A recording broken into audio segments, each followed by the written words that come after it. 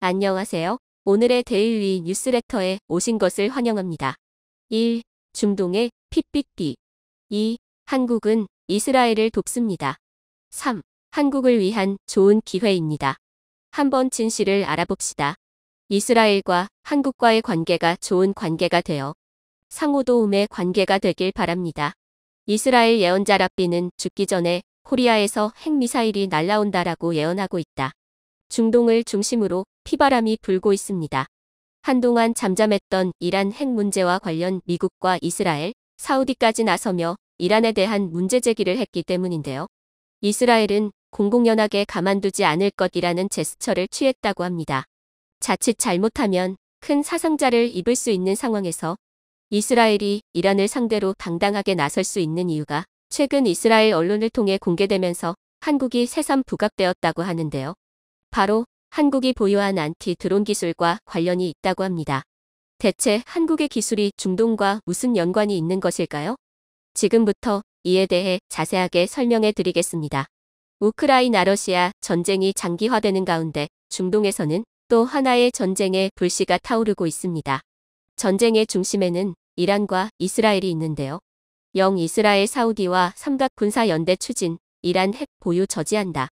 바이든 미국은 중동 떠나지 않을 것 푸틴은 이란 뒷배자쳐. 이란의 핵무기 확보와 관련해 양국의 긴장에 극에 달해 있는 상황. 이런 긴박한 상황 가운데 이스라엘 베니 간츠 국방부 장관은 비밀리에 한국을 방문했는데요. 한국에게 어떤 제안을 하기 위해서 들렸다고 합니다. 이스라엘에게 가장 필요한 기술을 한국이 들고 있고 이를 얻기 위해 긴급 방문을 한 것이라고 하는데요. 최근 이 소식이 해외 언론을 통해 공개가 되면서 이스라엘이 한국에게 원한 기술이 무엇인지가 화제가 되었습니다.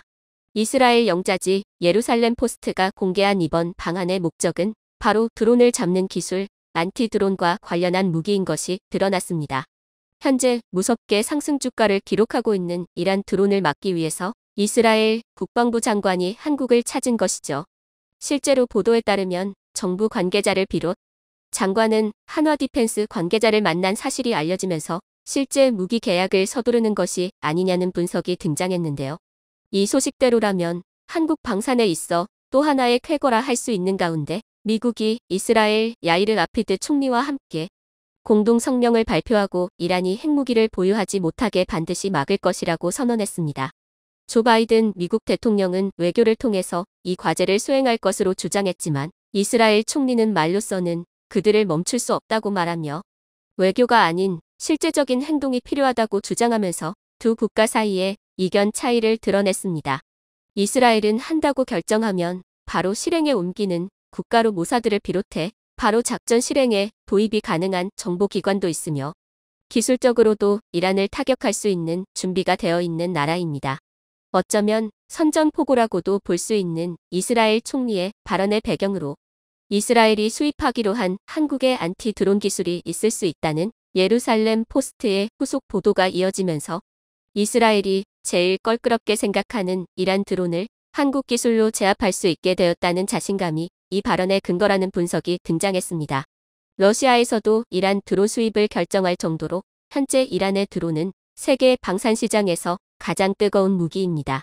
특히 이스라엘이 자랑하는 아이언돔을 뚫을 수 있는 무기로 드론이 각광을 받으며 이스라엘도 전쟁 시 이란 드론을 막을 궁리에 나섰는데요. 군사 강국이라고 할 수 있는 이스라엘이 걱정할 정도로 이란의 드론은 상당한 발전을 거듭해 우크라전 장기화에 이란제 무장 드론 눈도 러 관리, 성능 확인차 최근 2차례 이란 방문, 정밀 타격 기능, 미 이란 러의 수백 대 제공 준비, 여러 작전에 동시에 투입이 가능한 실전 드론을 다수 보유한 것으로 알려져 있습니다.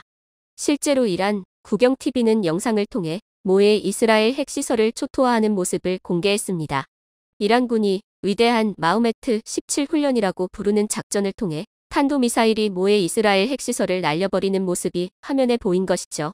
여기서 특이할 만한 점은 바로 10대의 드론이 투입되었다는 점입니다. 미사일보다 속도가 느린 자폭 드론을 차량의 컨테이너 박스에서 발사.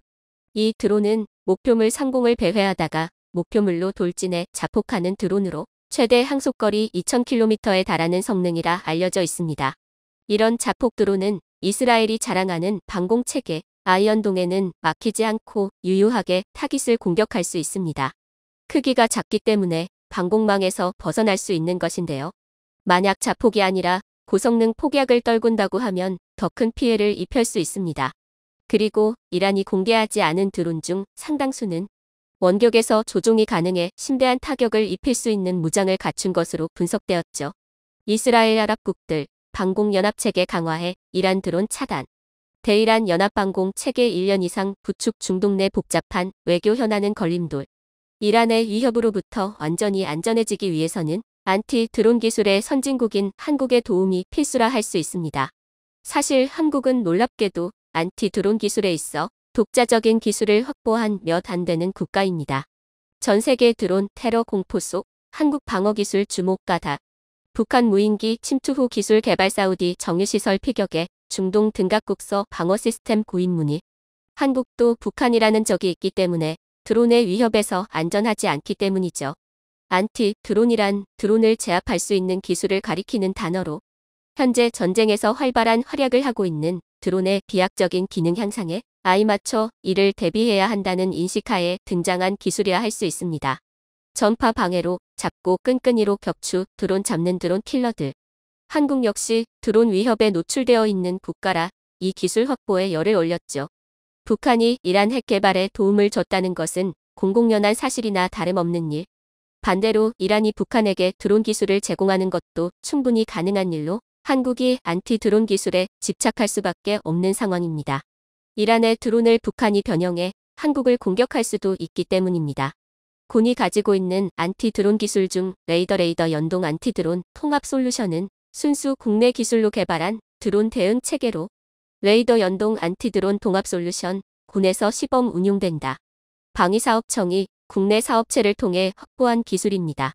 이 기술은 초소형 드론을 탐지, 식별, 전파 교란 단계를 거쳐 작동 불능 상태를 만드는 기술로 정체 미상의 드론이 중요 시설에 침투해 정보를 빼는 것을 막는 기술입니다. 0.01제곱미터 크기의 초소형 드론을 8km 밖에서 감지. 먼저 시설에 접근하기 전에 드론을 무력화하는 기술로 해외에서는 7km 정도밖에 감지를 못하지만 한국 기술은 그보다 더 먼 거리를 탐지할 수 있습니다. 핵심 장비인 능동위상 배열이사 레이더는 대구 경북과학기술원 소속 창업기업이 독자적으로 개발한 장비로 8km 밖 초소형 드론 잡는다. 이사 레이더 탐지 기술 개발. 초소형 드론 탐지 레이더 분야에서 탁월한 기술력을 보유하고 있습니다. 조금 더 큰 규모의 군사 드론을 제압하는 기술도 한국은 보유하고 있는데요. 한화에서 소유한 단거리 아이방 공체계 슈라드 비호복합이 바로 그것입니다. 국내에서 최초로 개발에 성공한 이 비호복합은 한화 디펜스와 LIG 넥스원이 함께 공동 개발에 성공했죠. 30mm 자주 대공포 비호에 지대 공유도 무기 신공을 결합한 이 무기는 교전 능력을 강화한 무기 체계로 저고도로 침투하는 적의 항공기를 대상으로 탁월한 격추 능력을 보여주는 무기입니다. 북한 침투기 잡는 30mm 복합 대공화기, 비호의 지대 공유도 무기 신공 결합. 북한 언-2 침투기나 무인기 등 저고도로 침투하는 기종을 제압하기 위해 독자적으로 연구에 들어간 한국 연구원들이 뜻하지 않게 안티 드론 기술을 개발한 것이라고 볼 수 있는데요. 군사용 드론을 손쉽게 포착해 빠른 시간에 제압이 가능합니다. 비호의 단점으로 지적되었던 짧은 사정거리를 개선하기 위해 유도무기를 좌우 각 2발씩 4발을 결합해 다수의 드론이 때로 몰릴 경우에도 이를 제압할 수 있습니다. 유효거리 3km인 쌍열대공포 2대가 달려있어 분당 600발에 해당하는 사격을 통해 하드 킬이 가능하다는 것 역시 장점이라고 볼 수 있는데요. 특히 첨단 무인기를 상정하고 개발한 덕분에 레이더와 전자광학 장비체가 달려있어서 이란산 드론을 효과적으로 빠르게 파악할 수 있다는 특징을 지녔습니다. 신속 교전도 가능하고 파악도 가능하기에 전천 후 안티드론 특화 장비라는 평가를 받게 되었죠. 그 밖에도 현재 한국에서 개발 중인 레이저 무기도 개발 중인 가운데 이스라엘이 가장 관심을 보인 장비는 바로 이 비호복합인 것으로 추정됩니다. 한화 디펜스를 이스라엘 국방부 장관이 찾은 것은 우연이라 보기 어렵죠. 북한을 상대하기 위해 개발한 안티 드론 기술이 폴란드의 무기 수출에 이어 또 하나의 희소식을 가져다 줄 전망입니다. 심지어 이스라엘 외에도 사우디에서도 한국에게 비호복합 장비를 요청한 적이 있었기 때문이죠. 사실 사우디아라비아도 드론 문제에 있어 골머리를 앓고 있었습니다. 이란의 지원을 받는 민병대인 예멘 후티 반군이 사우디아라비아 국영회사 아람코의 정유시설 2곳을 드론으로 공격하는 일이 2019년 있었기 때문입니다. 그래서 사우디 입장에서도 이스라엘과 마찬가지로 안티 드론 기술을 탐을 내며 드론을 효과적으로 막을 방법을 궁리하고 있었습니다. 그런 가운데 사우디가 한국의 안티 드론 기술을 우연히 알게 되었죠. 인공지능, 안티 드론 기술, 국가기관시설 군시설 방어, 비호복합의 존재를 알게 된 사우디에서는 당장 한국 한화디펜스 담당자와 자리를 가지며 수입을 논의했었습니다. 한국 무기 수입을 여러 차례 진행한 사우디로서는 비호복합까지 손에 넣어 드론 공격에 완벽한 방어진을 구축하려고 했었습니다. 미국산 무기 쓰던 사우디. 드론 피격 후 한국 오는 까닭. 사무디 서울 아덱스에서 한 대공무기 주목. 무기 수업 기술력 선수받아 자주 국방 달성 목적. 구체적인 도입 수량과 시기까지 논의가 진행되었지만 결국 가격과 수량에 있어 문제가 있기에 도입은 하지 않았는데요. 그러나 이러한 논의가 한국 방산업체들과 진행되었다는 것은 방산업계 관계자들 사이에서 공공연한 비밀이었습니다. 그러나 이란과의 본격적인 전쟁을 준비하는 이스라엘이 한국의 안티-드론 장비 구입에 대해 논의하는 모습을 보이면서 이스라엘 레이저 미사일 방어망 시험 성공, 드론도 요격. 한 차례 결렬되었던 사우디와의 비호복합 장비 도입 논의도 다시 한번 수면 위로 올라올 전망인데요. 혼란스러운 시기 한국 방산이 높은 주가를 기록하며 많은 이들의 사랑을 받고 있는 가운데 안티 드론 기술까지도 K방산의 효자 품목이 될 수 있을지 귀추가 주목됩니다. 이스라엘은 여러모로 한국과 비슷한 점이 많습니다. 둘 다 좁아터진 땅 덩어리에서 주변국들의 침략들을 이겨내고 지금은 경제 강국으로 성장했으니까요. 대한민국 면적의 5분의 1, 인구수도 5분의 1밖에 되지 않는 이스라엘이지만 삼성전자, 애플, 구글, 페이스북 등 글로벌 기업들이 R&D 센터를 짓고 인력 확보에 총력을 기울이는 곳. 아직까지도 이란, 시리아 등과 전쟁을 치르고 있음에도 불구하고 1인당 GDP는 5천만 원으로 일본보다 160만 원 더 높고 한국보다 1,200만 원 이상 높은 곳. 폭발적인 성장 잠재력을 지닌 6,000개 이상의 스타트업 기업들이 존재하는 곳이 바로 이스라엘이고 미국 나스닥에 상장된 해외 기업들 중 중국 다음으로 두 번째로 많은 기업들이 이스라엘 국적입니다. 어제 한국이 이스라엘과 FTA를 타결한 최초의 아시아 국가가 되었습니다. 여기 산업통상자원부의 자료를 보시면 지난 2016년 5월 24일 예루살렘에서 한국과 이스라엘이 FTA 협상을 개시하기로 합의하였고 약 3년 만에 최종 타결한 것이죠. 이제 한국과 이스라엘은 FTA의 뜻대로 자유롭게 무역을 하게 됩니다. 한국과 이스라엘의 무역 상황을 보면요. 이스라엘 전체 수출에 한국이 차지하는 비중은 2.3%, 한국산 수입 비중도 1.8%로 상당히 작죠. 하지만 이번 FTA로 한국과의 무역 규모가 대폭 증가할 예정입니다. 지난해 한국이 이스라엘에 수출한 제품들 중 50%가 자동차이었습니다. 2위가 합성수지로 7.1%, 3위 영상기기 4.7%, 4위 자동차 부품 2.4%, 5위 건설 광산기계 2.2%. 이스라엘에서 7%의 관세가 부과되었던 한국산 자동차는 이제 완전히 텍스프리가 됩니다. 이스라엘에서 현대 기아차의 가격이 바로 7% 저렴해진다는 것이죠. 이스라엘 자동차 시장을 보면 한국의 현대가 1위, 토요타 2위, 3위가 기아 자동차입니다. 정말 자랑스럽죠. 한국산 자동차에 부과되던 7% 관세가 사라지게 되면 같은 품질의 자동차들이 7% 저렴해지기 때문에 이스라엘에서 현대 기아차가 일본 차들과의 격차를 더욱 벌리고 확고한 1위를 이어나갈 것이 예상되네요. 한국의 민감 품목인 쌀, 고추, 마늘 등의 일부 채소류와 유가공품, 유제품 등은 기존 관세를 유지하고 이스라엘의 관심 품목인 자몽, 의료기기, 복합비료 등은 수년에 걸쳐 관세가 폐지되지만 전체 수출의 97.5% 해당하는 품목의 관세가 FTA 발효 즉시 바로 0%로 없어집니다. 사실 이스라엘에 얼마나 수출하고 있는지 보다는 한국이 수입하고 있는 이스라엘 제품들에 우리는 특히 주목해야 합니다. 한국이 이스라엘로부터 가장 많이 수입하고 있는 것이 반도체용 장비, 그 다음이 전자응용기기, 계측 제어 분석기, 무선통신기기, 반도체들입니다. 이스라엘이 반도체 소재 및 부품 산업에서 세계적인 수준의 기술력을 보유하고 있다는 점을 고려한다면 삼성과 SK하이닉스가 이번 FTA를 계기로 이스라엘 기업들과 협력 아래 반도체 소재 및 부품 공장을 대규모 신설하여 일본의 의존도를 대폭 낮출 수 있는 기회가 열린 것이죠. 여한구 산업통상자원부 교섭실장도 이번 FTA가 한국이 이스라엘에 완성차 등을 수출하고 이스라엘로부터 하이테크 장비나 반도체 소재 등을 수입하면 상호보완적 교역이 이뤄질 것이라 전했습니다. 하지만 여기 보시면 아시겠지만 지난해 한국의 이스라엘 수출은 14.5억 달러, 수입은 12.7억 달러로 다른 국가들에 비해 규모가 매우 작습니다. 따라서 단순하게 양 국가 간의 무역 규모만 놓고 본다면 이번 한국-이스라엘 FTA가 한국 경제에 미치는 영향이 미미할 수 있습니다.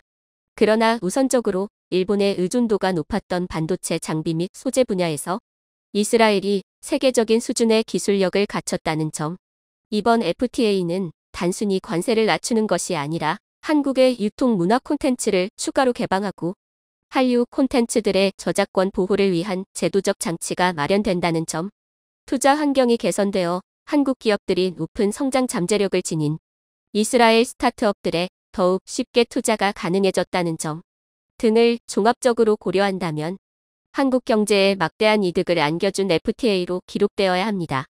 또한 FTA를 계기로 한국 생산기술원이 이스라엘에 와 있지만 연구소와 소재, 부품, 장비 협력, 양해각서 MOU를 체결하였습니다. 이스라엘에 와 있지만 연구소는 세계 5대 기초과학연구소로 매년 100여 개의 신규 특허를 통한 지식재산권 사업으로 상상을 초월하는 돈을 벌어들이고 있습니다. 이 연구소가 지금까지 벌어들인 파생 매출만 32조 원에 달하고 로열티 명목으로 받는 금액만 1년에 1,000억 원이 넘는다고 합니다. 블룸버그가 올해 발표한 혁신 지수를 보면요. 한국이 지난해에 이어 또 전 세계 1위입니다. 이스라엘은 5위, 일본은 9위, 이스라엘은 지난해 10위였는데 무려 5단계나 오른 5위로 발전한 반면 일본은 6위에서 9위로 3단계 하락하였습니다. 점점 더 혁신적으로 발전하는 나라, 이스라엘과 추락하는 일본 중 이스라엘과 협력을 강화하는 것은 현명한 선택입니다. 세계에서 가장 혁신적인 국가 한국이 일본에 비해 유일하게 약한 기초과학 분야를 이스라엘과의 협력을 통해 따라잡을 수 있게 된 것이고 중장기적으로 한국 기업들이 일본산 소재들에 대한 의존도를 획기적으로 낮출 수 있는 발판을 마련하게 된 것입니다. 바로 이번 한국-이스라엘 FTA를 계기로 말이죠. 이스라엘과 한국의 동맹 응원합니다. 한국과 이스라엘 군사과학기술을 협력하여 합니다. 한국 방산의 또 하나의 즐거운 소식이 들려오게 생겼네요. 영상이 도움이 되셨다면 구독과 좋아요 부탁드리며 오늘도 감사합니다. 최고로 멋진 하루 보내시길 바랄게요.